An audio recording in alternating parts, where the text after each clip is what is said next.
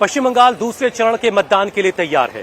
पहले चरण में बाबरी हिमायू का शोर रहा तो छप्पर फाड़ के वोटिंग भी हुई। 92% से ज्यादा मतदान हुआ। तो दूसरे चरण से पहले शाहजहां और जहांगीर की चर्चा हो रही है। क्या दूसरे चरण में भी बम्पर वोटिंग होगी? क्या पिछले सारे रिकॉर्ड टूट जाएंगे? क्या मुसलमानों का वोट एक तरफा दीदी को जा रहा है या बट रहा है? क्या कोई नया समीकरण बनेगा या पुरानी रिवायत कायम रहेगी? हम बुजुर्गों की रिवायतों से जुड़े हैं भाई, नेकियां करके फल नहीं मांगा करते।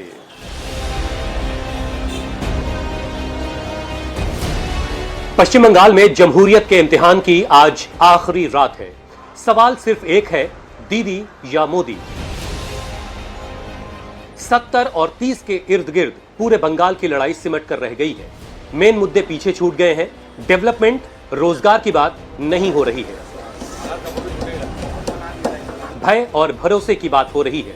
भय और भरोसे की दोनों तरफ से अपने अपने हिसाब से वजाहत की जा रही है। बीजेपी 70% हिंदुओं में टीएमसी की सरकार का भय दिखा रही है और बीजेपी सरकार पर भरोसा करने को कह रही है। भय पर भरोसे की विजय का विश्वास दिख रहा है। ये उत्साह, ये उमंग, ये जोश, ये भरोसे का है। भय जा रहा है, भरोसा आगे बढ़ रहा है। तो दीदी मुसलमानों को बीजेपी का खौफ दिखा रही हैं और एक बार फिर से टीएमसी पर भरोसे की बात कर चौथी बार सत्ता में वापसी का प्लॉट तैयार कर रही हैं।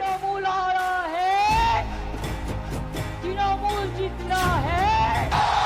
4 তারিখ 12টার পরে কোন জল্লাদের কত ক্ষমতা আর কার দিল্লির বাবা কাকে বাঁচাতে আসে আমি 4 তারিখ দেখব। इस बार 70 और 30 में भय और भरोसे की अग्नि परीक्षा है। जो इसमें पास हो गया, समझो बंगाल पर उसका राज हो गया। लेकिन आखिरी इम्तिहान में तस्वीर बदल गई है।